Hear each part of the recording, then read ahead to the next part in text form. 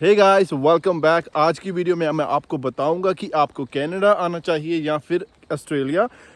कुछ बातें डिस्कस करेंगे, कुछ पॉइंट्स डिस्कस करेंगे, कौन कौन से पॉइंट कनाडा के अच्छे हैं, कौन से ऑस्ट्रेलिया के अच्छे हैं, क्योंकि नो डाउट कोई भी कंट्री परफेक्ट नहीं होती है। और मैं आपको अपना ओपिनियन भी दूंगा एट दी एंड कि मैं कौन सी कंट्री चूज़ करता अगर मैं आज के 5-6 साल पहले डिसाइड करना होता मुझे कि कौन सी कंट्री में जाना, तो मैं आपको at the end of the video वो भी बताऊँगा। और हो सकता है कि इस वीडियो से जो आने वाले लोग हैं और स्टूडेंट्स हैं उनके लिए थोड़ा सा इजी हो जाएगा कि उनको कौन सी कंट्री चूज करनी चाहिए। तो गाइस, जो सबसे पहला पॉइंट आता है ना, वो है दोनों कंट्रीज का कंपैरिजन करना वेदर के बीच में। यहाँ का वेदर बहुत ही अनप्रडिक्टेबल है। अगर मैं बात करूँ कि कनाडा की, तो यहाँ पे बहुत ज़्यादा स्नो पड़ती है। आप मेरे पीछे देख ही सकते हो कैसे स्नो पड़ रही है चारों तरफ। ज़्यादातर यहाँ पर जो स्नो पड़ती है वो स्टार्ट हो जाती है नवंबर के महीने से लेके मार्च के एंड तक। ओंटारियो में बर्फ़ बहुत ज़्यादा पड़ती है और ठंड भी नेगेटिव में टेम्परेचर चला जाता है। -25 -30 तक टेम्परेचर यहाँ पे नॉर्मल है।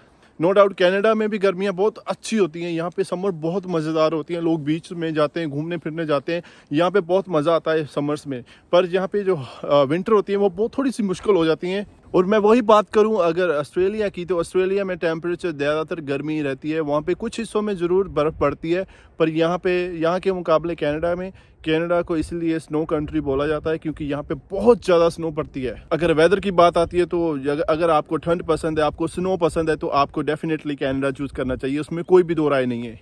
अगर हम बात करें ऑस्ट्रेलिया में, तो यहाँ पे जो फ़ीस है वो आपको अपफ्रंट नहीं देनी पड़ती है, पर कनाडा में आपको पहले ही अपनी फ़ीस सारी कॉलेज की 1 साल की पे करनी पड़ती है।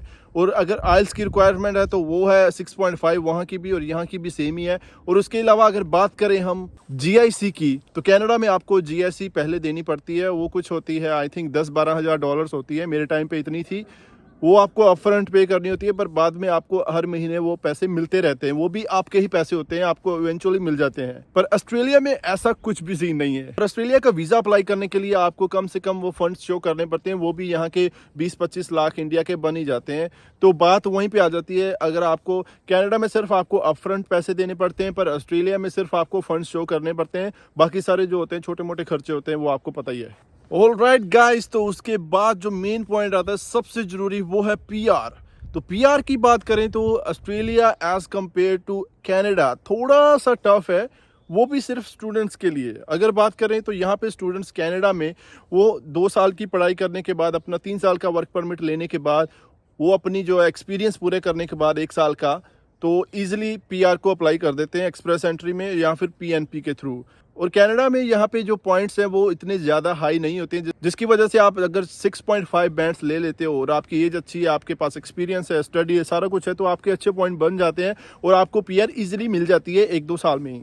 तो कुल मिला के यहाँ का जो पीआर का प्रोसेस है, पीरियड है, वो है 3 से 4 साल, आपको इजीली पीआर मिल जाती है। पर अगर वही बात करें ऑस्ट्रेलिया की, तो ऑस्ट्रेलिया में ऐसा नहीं है। ऑस्ट्रेलिया में भी आपको वर्क परमिट चाहिए होगा, ऑस्ट्रेलिया में आपको स्टडी करनी होगी, सारा कुछ यहाँ तक तो सेम है। पर जब बात आती है पॉइंट्स की, वहाँ पर पॉइंट्स इतने ज़्यादा हाई होते हैं कि अगर आप 7-7, 8-8 बैंड भी ले जाते हो ना, तब भी आपको मतलब लेने के देने पड़े रहते हैं कि आपकी पीआर के लिए आप एलिजिबल होगे कि नहीं होगे।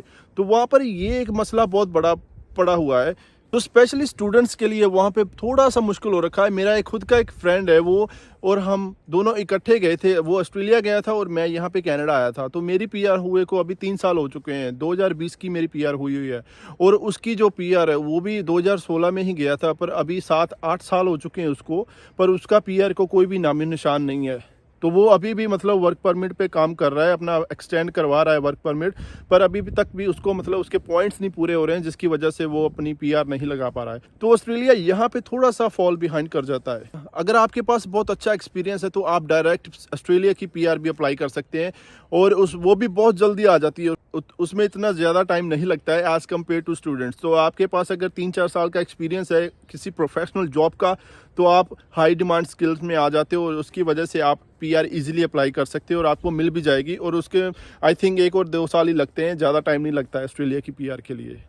ऑल राइट गाइस, तो जो लास्ट में पॉइंट आता है वो बहुत ही ज़रूरी है, वो है यहाँ की वेज।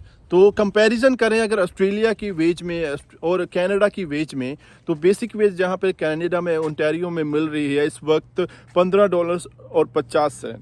अगर मैं वही बात करूँ ऑस्ट्रेलिया की, तो ऑस्ट्रेलिया में अभी जो मिनिमम वेज चल रही है वो है $21.38, which is almost $5 more than Canada.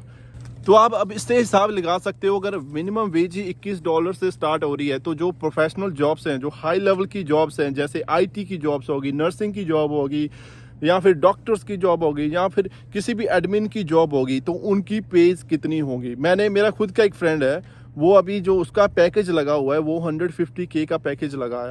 आप हिसाब लगा सकते हो कि आवरली वो कितना पे बन रहा होगा। पर वो नो डाउट कि IT फील्ड में, तो इस वजह से उसकी पे अच्छी मिल रही है उसको। बट स्टिल यहाँ पे जो कनाडा में IT की जॉब है ना, वो 150 तो आप इमेजिन भी नहीं कर सकते हो, वो भी 1-2 साल के एक्सपीरियंस में। मेरे फ्रेंड ने तो चलो, उसके पास काफ़ी सारा एक्सपीरियंस है, उसने बहुत सारे सर्टिफिकेशन ले रखे हैं, इस वजह से उसकी जो पे है इतनी हाई है। पर यहाँ पे कनाडा में अगर आपके पास वो सारे अच्छे इतने सारे मतलब एक्सपीरियंस भी है, तो तब भी आपको मतलब 100K या 120K तक ही आप पे को टच करने वाले हो, इससे ज़्यादा आपको नहीं मिलेगा। तो अगर यहाँ पे आप नॉर्मल जॉब 20 आवर्स करते हो, तो आपको $400 से $500 20 घंटे के बनेंगे। उसके अलावा अगर हम 20 घंटों की बात करें स्टूडेंट्स के लिए, तो यहाँ पे जो कनाडा में आपको सिर्फ एक हफ्ते के $400 या $300 मैक्सिमम $300 बनेंगे। तो वहीं ऑस्ट्रेलिया में अगर कंपैरिजन करें बेस पे से, तो आपको वही $400 से $500 आपको बन सकते हैं। तो इतना ज़्यादा डिफरेंस नहीं है। बट अगर आप हायर जॉब में जाते हो तो डेफिनेटली डिफरेंस जो है बहुत बड़ा हो जाता है, राइट। ऑल राइट गाइज, तो अब मेन मुद्दे पे आते हैं कि अगर मैंने 2023 में किसी कंट्री को चूज़ करना होता ऑस्ट्रेलिया और कनाडा के बीच में, तो मैं कौन सी कंट्री को चूज़ करता। तो मैं आपको यहाँ पे बता दूं कि ये हर एक की अपनी अपनी चॉइस होती है। वो डिपेंड करता है कि आप कैसे बंदे हो, आपका मिजाज कैसा है, आपके अगर रिलेटिव्स वगैरह कहाँ पे ज़्यादा है मेजॉरिटी, और आपकी पर्सनल मतलब चॉइसेस क्या है। तो अगर मैं होता तो मैं डेफिनेटली ऑस्ट्रेलिया को चूज़ करता। उसका रीज़न ये है कि हम जब बाहर आते हैं तो मेन पर्पज़ क्या होता है हमारा, पैसा कमाना, राइट। तो ऑस्ट्रेलिया में अगर आप कंपेयर करोगे एज कम्पेयर टू कैनेडा, वो बहुत ही अच्छी है। मेरा मेन पर्पस यहाँ पे कनाडा में सिर्फ लाइफस्टाइल का नहीं था। यहाँ पे नो डाउट अच्छा लाइफस्टाइल तो मिल रहा है, पर जो पे है ना वो इतनी अच्छी मतलब इतनी ज़्यादा भी नहीं अच्छी है एज़ कम्पेयर टू ऑस्ट्रेलिया। अच्छी है इंडिया के कंपैरिजन में, तो अच्छी है डेफिनेटली, बट जो कंपैरिजन अगर ऑस्ट्रेलिया में आता है ना पे का, तो इतनी अच्छी नहीं है। और दूसरा रीज़न जो ऑस्ट्रेलिया में जाने का मेरा वो होगा कि वहाँ पे क्रिकेट खेला जाता है, आप लाइव मैचेस देख सकते हो। मैं बहुत बड़ा फ़ैन हूँ गाइस क्रिकेट का, तो इस वजह से यहाँ पे कनाडा में वो आप नहीं देख सकते हो। यहाँ पे क्रिकेट वगैरह इंटरनेशनल क्रिकेट इंडिया और ऑस्ट्रेलिया का आप वहाँ पे इजीली देख सकते हो।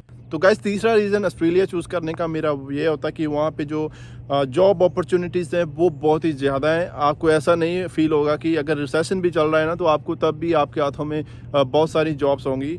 इवन आप अगर वहाँ पे टैक्सी भी चलाते हो ना, तो आपको तब भी बहुत ज़्यादा पैसे बनेंगे एज़ कम्पेयर टू यहाँ पे कनाडा में जो टैक्सी ड्राइवर बनाते हैं ना पैसे, वो तो कुछ भी नहीं है। ऑस्ट्रेलिया में बहुत सारे जो ऊबर्स ड्राइवर्स हैं ना, वो ही बहुत पैसे मतलब बना रहे हैं। तो अगर नॉर्मल जॉब से मतलब इतने पैसे बन रहे हैं, तो अगर मैं हायर लेवल की जॉब कर रहा हूँ, कोई स्किल्ड वर्कर की या किसी भी मतलब कोई सर्टिफिकेशन की जॉब, तो डेफिनेटली मैं वहाँ पे बहुत सारे पैसे मतलब बनाता। तो ये मतलब जो 3 मेन रीज़न है, मतलब ये डेफिनेटली मुझे ऑस्ट्रेलिया चूज़ करने के लिए मजबूर करते हैं एज़ कम्पेयर टू कैनेडा।